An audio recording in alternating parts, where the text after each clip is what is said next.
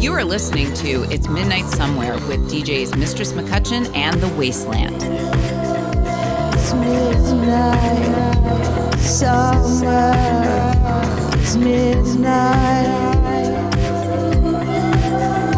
It's midnight somewhere. It's midnight. Hi, this is Mistress McCutcheon coming to you from one part of town in Toronto, and I am here in spirit, but not physically, with my partner in crime, The Wasteland, who comes to you from another part of Toronto. Hooray for video calls and technology. Indeed, indeed. And today's topic for our episode is covers. So we thought on this because we both absolutely love covers and wanted to ask the question of what makes a good cover.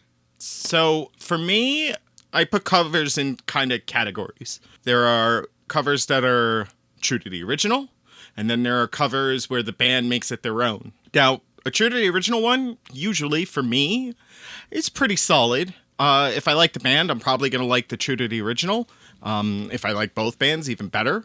And that's great. Then there's the ones where they make it their own. These can be hit or miss, I find, because sometimes you lose the spirit or something. Or sometimes you get something that was recorded one way and it's very emotional. Like a perfect example, I know it's not on our list of chosen ones, but The Cure's A Night Like This, which is, you know, to me, it's like a song about lost love and all that. And then God Module goes and recovers it as an Agrotech song, and it sounds like he's going out to murder somebody. I don't know. It made it their own, and it was interesting.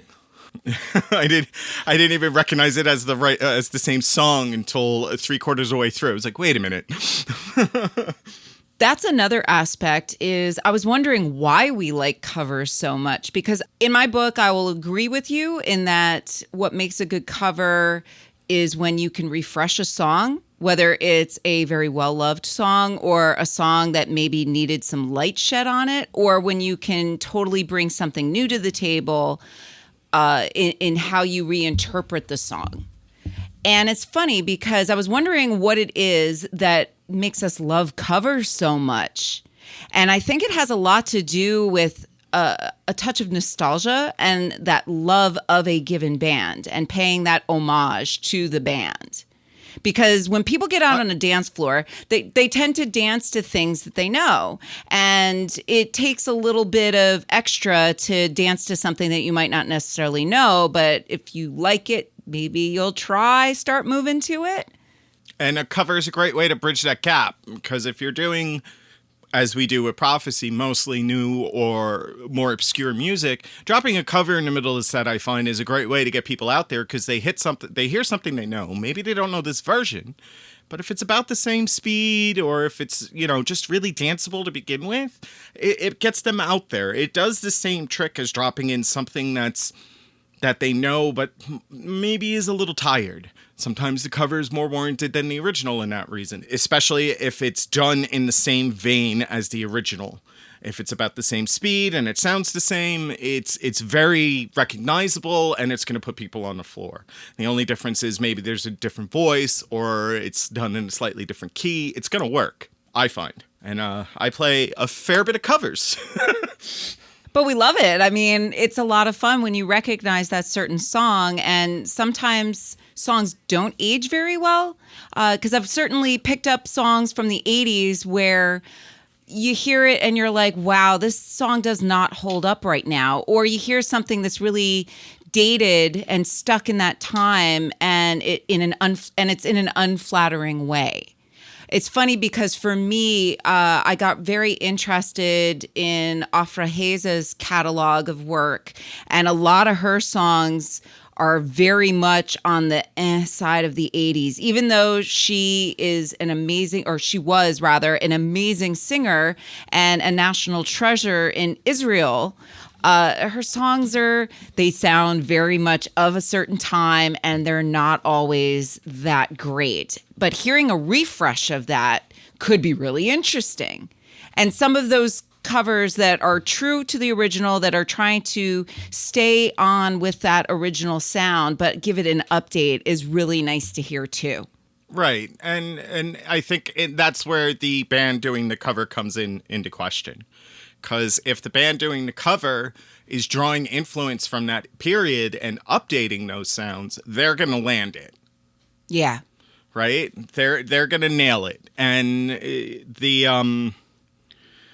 there are interesting covers that are done in completely different ways, and I've played enough of them, especially one night that your best friend Derek came over to me and said we should just call you DJ Irreverent Cover. But well, it was also like Garbage Time, and in Garbage Time I was like, I'm just playing covers for Garbage Time. Oh my It's God! the end of the night, last calls come in. I'm playing, and I think it was the night before New Year's Eve, and it was your birthday party with the flyer with ham banana on it. It's so funny to me that the term garbage hour is catching on, and it's very descriptive of a certain time of the night where everybody's already really drunk or getting there or they're on their way home or getting ready to leave, but then all the shenanigans happen, and then some fun stuff just drops because we felt like playing it, and then all of a sudden it turns out other people are digging it too and just having a good time and not taking things too seriously, which is really fun.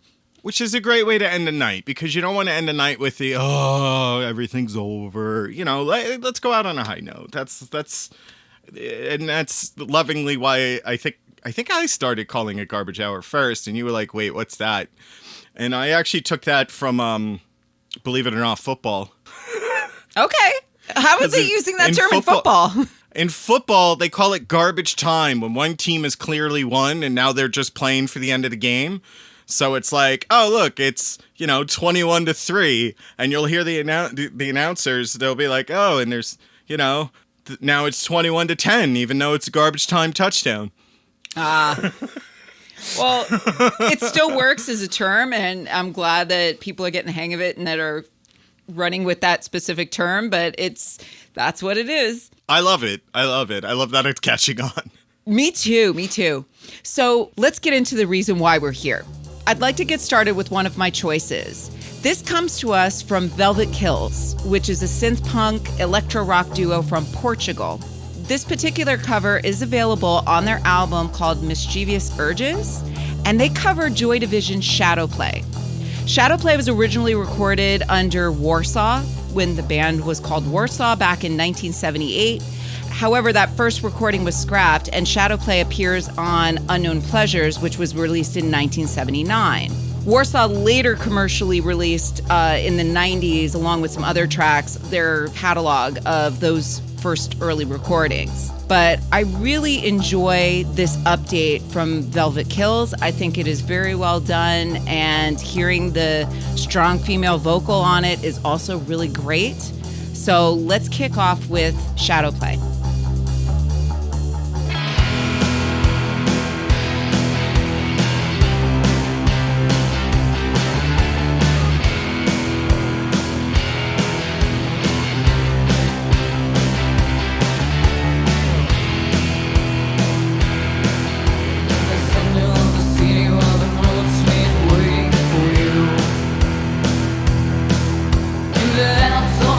All the hopes I'm searching for you.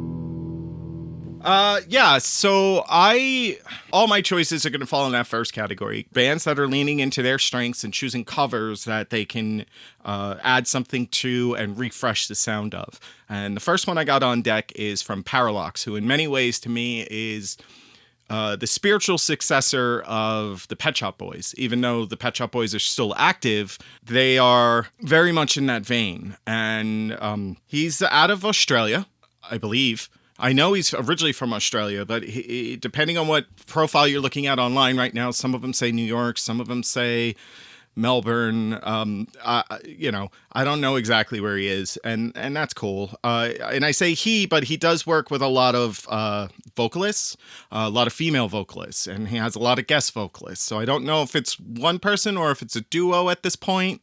I know it's fluctuated over the years, so it's kind of hard to nail down there. But the cover I chose reminds me of, and you're going to love this, roller skating in the 80s. Yay! Because the 80s in New York had a very particular sound that I find as I travel outside of New York, a lot of other people aren't very familiar with. So I went with Parallox's cover of Noel's Silent Morning, if you recall it. I'm going to have to rewind my brain for that because the song that I strongly relate to roller skating back in the 80s is Come On Eileen by Dexy's Midnight Runners. And so Dexy's Midnight Runners will forever be ingrained in my brain with roller skating back in 1983. That's fair. That's fair. And I think that right there is the couple of years difference in age between the two of us. Yeah. But I think you'll recognize the song when you hear it, especially if you were anywhere around New York City in 1980. I'm going to say 6, 7.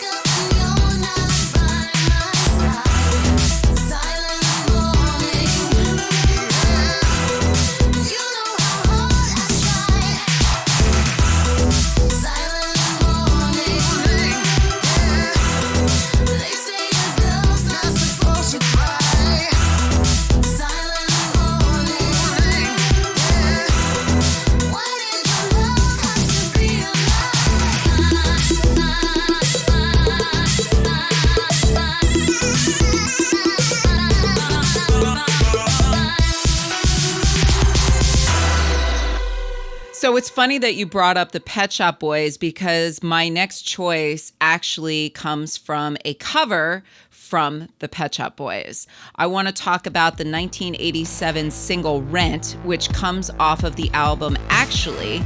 And this is a song about a kept man or woman. It is covered by Blacknail Cabaret, a dark pop Hungarian duo. And this particular track is available on Bandcamp. It's paired up, I guess, sort of as an EP, but it's paired with a cover song by the French singer Desireless. This French song, Voyage, Voyage, which is also a really fantastic cover. It's a little bit slower. It's a little bit darker than the original. But the song Rent, their cover has been stuck in my brain for quite some time. It's really delightful. And again, it's a slightly different spin because it's a female singer. So let's listen to Blacknail Cabaret and their cover of Rent. You dress me up, I'm your puppet. You buy me things, I love it. You bring me food, I need it. You give me love, I feed it. And look at the two of us in sympathy with everything we see. I never want anything, it's easy. You buy whatever I need. But look at my hopes, look at my dreams. The currency we spent, I love you. You pay my rent. I love you, you pay my rent.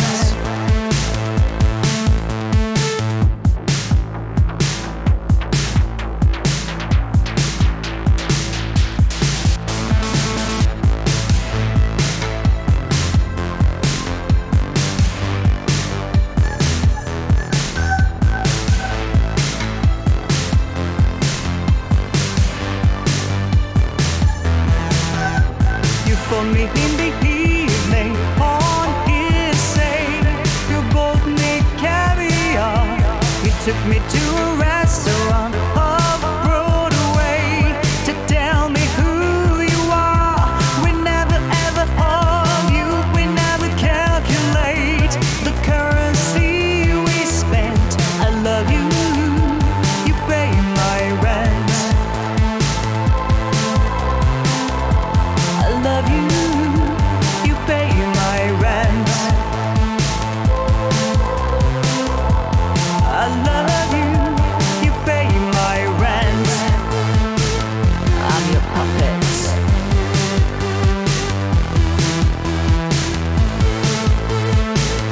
I love it. It's easy, it's so easy. It's easy, it's so easy. It's easy, it's so easy. It's easy, it's so easy. It's easy, it's so easy. It's easy, it's so easy.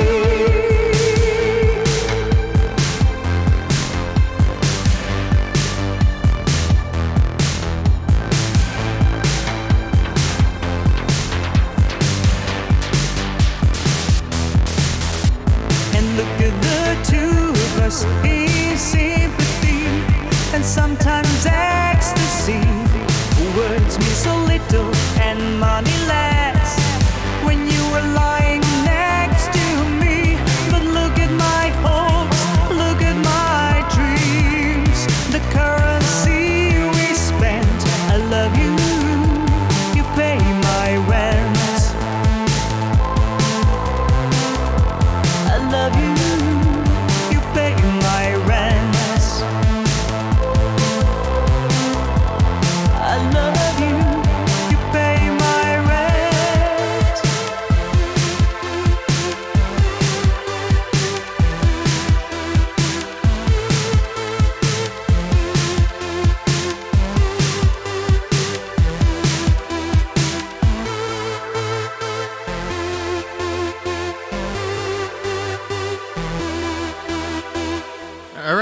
So my next one is a cover from Dead When I Found Her out of Portland, Oregon. It's largely just one guy, and he did a whole album called Stitches and Cover-Ups, which was like, it was all covers. And the one that I picked off of it is one because it's one of those songs I think everybody knows. It was ubiquitous, it was everywhere, and that was Phil Collins' In the Air Tonight. Yeah, but it's a really good cover. It's a solid version, and it's because of the timbre of his voice, he actually makes it a little darker, which is saying something because it's already kind of a darker song. But he does add some newer elements into it without disturbing the mood of the original, which is great. It gives it a fresh update, it gives it a new recording, and it is still the same song. Like everything that you remember about the original is still there.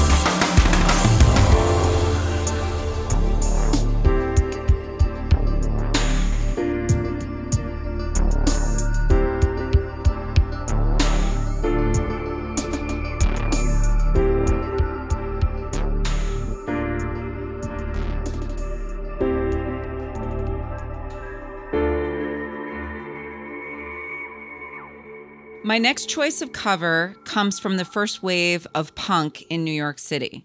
This particular song is one of the best-known tracks from Richard Hell, who's credited as a source of inspiration to Malcolm McLaren in fashioning the Sex Pistols. And it appears on the album Blank Generation, which is the first album from Richard Hell and the Voidoids. This particular cover is done by Andi Sexgang, the frontman of the legendary Sex Gang Children. Lately, Andy's been putting out a couple of covers during this time while we're all bunkered down in quarantine. And this one I particularly like. With Andy's vocals, it really refreshes the original and is a lot of fun hearing him, oh no! So here's the cover by Andi Sexgang of Love Comes in Spurts. I was a child who wanted love so wild, though tied in slow motion, but raised with devotion. Insane with devotion, just a whole other notion. I was 14 and a half, and it wasn't no laugh. Oh no, it hurts. Oh no, it hurts. It always hurts. Oh yeah, I just can't get wise to those tragical lies, though I now know the facts. They still cut like an axe. Love comes in spurts, in dangerous flirts, and it murders your heart. They didn't tell you that part. Oh no! Oh no, it hurts! Oh no, it hurts! It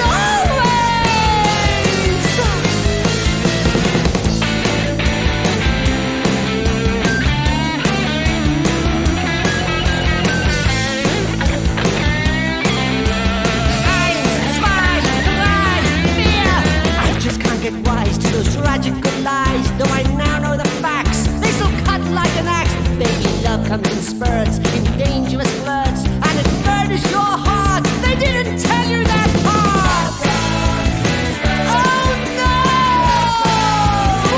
Oh no, it hurts. Oh no! Oh no! No! Oh no, it hurts. It always hurts. Oh no, it hurts. Oh no, no. Oh, fuck. My final pick is, as you know, I had something lined up, ready to go, and then yesterday a track came out, and it was a cover, and I fell in love immediately, and I sent it over to you, and you fell in love immediately, and I said, I know this just came out today, but I want to swap out one of my picks for this, because that's a very me thing to do. This came out, like, I show up at gigs and you're like, how new's the newest song you're playing? I'm playing something that comes out next week. That's a very me thing to do. This is true. Here we go. Brand new. This is a cover by Carpenter Brut, covering a 1983 hit from Michael Sembello, Maniac.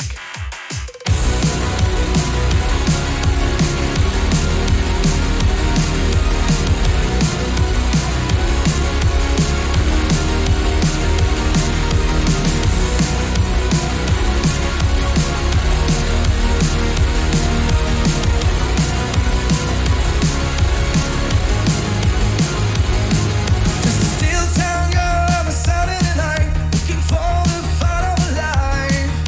The real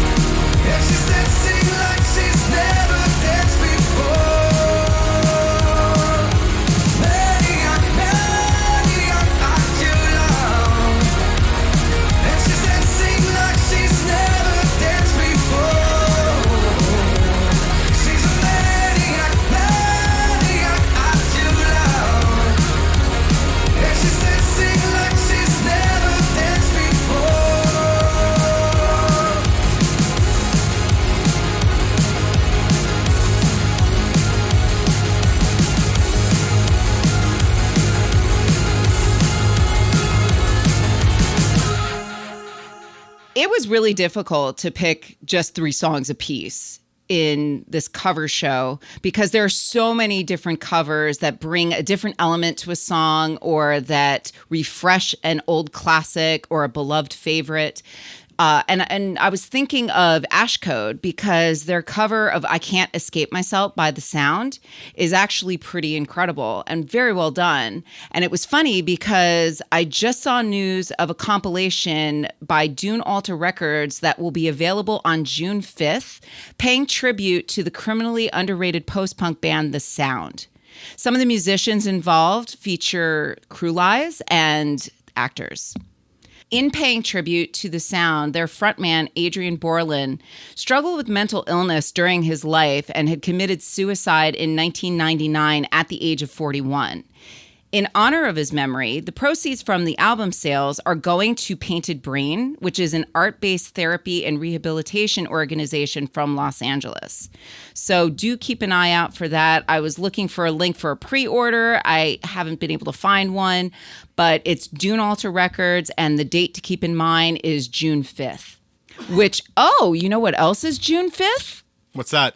It is the first Friday of June, meaning Bandcamp is also waiving all their revenue sales, so it is a good day to spend some money on Bandcamp and go support some acts that you're interested in, or if you've got something on your wish list you want to buy. Do you know what else is on June 5th? The next edition of Us Online for Prophecy? That's absolutely right. We are coming back with another live stream of Prophecy Friday, June 5th. We're going to be available on Twitch starting at 10 p.m. EST. And you can join us for all of your new favorite songs at twitch.tv/prophecy_online. And I think that wraps it up for this episode. You know what? Can I throw in one honorable mention too? Oh, God, yes. Go for it. Because the song I edited out, I just didn't know enough about the band. I know the original, and, I just want to throw out there what it was and what I bumped for Carpenter Brut because I had more to say. But it was by a small band called Fear Cult, which I think was from Philly. I think so. In the early aughts. And that's all. The only other thing I know about them is that they were on Cleopatra Records. So I got that on like a $5 sampler. And it was a cover of Blur's Girls and Boys. If you can track that down, it might be on YouTube. I'm not sure. But, if you could track it down, that's worth listening to. Nice. It's fun. It is a fun cover. All right. Now let's wrap it up. All right. So that wraps it up for this episode. If you enjoy what you're hearing, please like, subscribe, and share.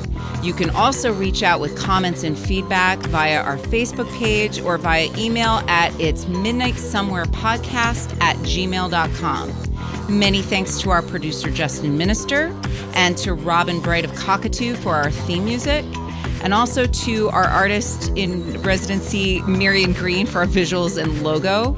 We currently have her artwork on 4x4-inch vinyl stickers, and they're available for sale at morbidoutlook.com/sticker. All the prices are in Canadian dollars and include shipping across Canada and the US. Funds from those sales are helping us defray costs in producing the podcast. So until next time. It's midnight, summer. It's midnight. It's midnight, somewhere. It's midnight.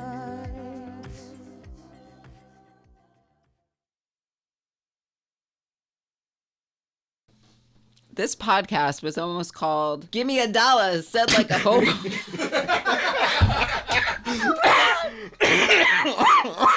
You almost killed me. What is that one called? I gotta go pee. No, if I wrote that, it has to be said in a certain way. That's why I'm asking. Because it's "Give me a dollar."